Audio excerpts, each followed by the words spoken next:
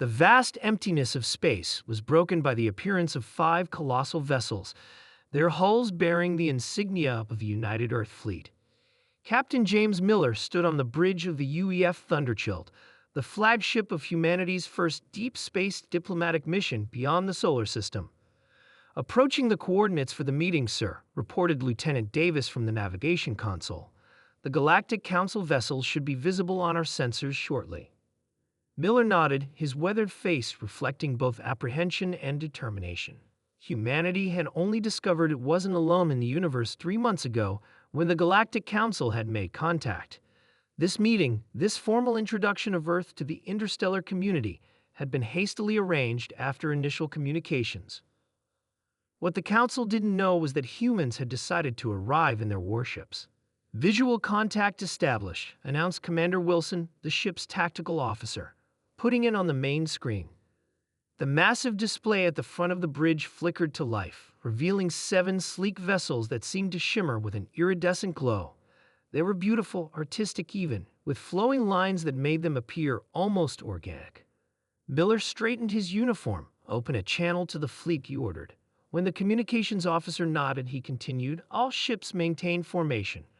Remember, we're here as diplomats first, but we represent the strength and resolve of Earth. Stand ready." The Thunderchill led the formation, flanked by the Avenger, the Defiant, the Relentless, and the Invictable, each a marvel of human engineering, bristling with railguns, missile arrays, and point defense systems.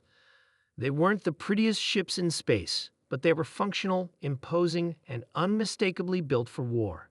Aboard the Galactic Council diplomatic vessel Harmony, Ambassador Trell of the Iridian species watched the approaching human ships with mounting concern.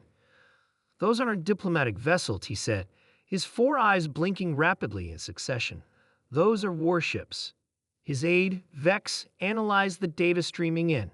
"Primitive designs by our standards, but interesting. Their hulls are heavily armored. I'm detecting multiple weapon systems. Kinetic, not energy-based. And their engines. They're using a fusion drive we haven't seen before. Why would they send warships to a peaceful diplomatic meeting?" asked Counselor Mira, the Furian representative whose species was known for their dedication to peace. "Perhaps," offered senior diplomat Orin, his reptilian features set in what passed for a smile among his kind. "This is how they express themselves. Let's not jump to conclusions." The 2 fleets came to a relative stop, facing each other across the void. The communication system chimed, indicating an incoming transmission. "Captain Miller," came the slightly synthesized voice of Ambassador Trell, his image appearing on the screen. "We welcome Earth's representatives, though we are surprised by your choice of vessels." Miller smiled, a practiced diplomatic expression. "Ambassador, the United Earth Fleet extends its greetings. As for our ships, they represent the best of what humanity has to offer. We believe in coming to the table as we are, not as others might wish us to be." There was a pause as the translation systems worked. Then, "An admirable philosophy, Captain. We invite you aboard the Harmony for the formal introduction to the Council." "We accept with pleasure. I'll prepare a show." 2 hours later, Miller and his diplomatic team stood in the Grand Hall of the Harmony, surrounded by representatives from 12 different species. The hall buzzed with whispered conversations in countless languages as the aliens studied the humans with undisguised curiosity. Ambassador Trell approached them. "Before we begin the formal proceedings, many of our delegates have expressed interest in your vessels. They are unlike any we have encountered." Miller exchanged glances with Dr. Anna Reynolds, Earth's chief diplomat. She nodded slightly. "We would be honored to provide a tour," Miller replied. The delegation that boarded the Thunderchild consisted of representatives from 7 species. As they moved through the massive ship, their reactions ranged from polite interest to unconcealed awe. "This section is our main railgun battery," explained Miller as they entered a cavernous chamber dominated by a massive weapon system. It can accelerate a 20-kilogram tungsten projectile to approximately 7% of light speed. "For defense?" asked a small, furry delegate whose name translated roughly as "light dancer." "Among other things," Miller replied evenly. The tour continued through engineering, where the aliens were particularly fascinated by the fusion reactors, and to the crew quarters, mess halls, and recreational facilities. Your ship is practical, observed Ambassador Trell as the tour concluded in the officers' mess.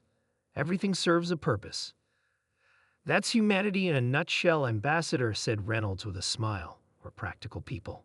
Later, as the diplomatic proceedings unfolded aboard the Harmony, news of the human warships spread throughout the Council fleet. Images and sensor readings were transmitted, analyzed, and discussed with growing interest.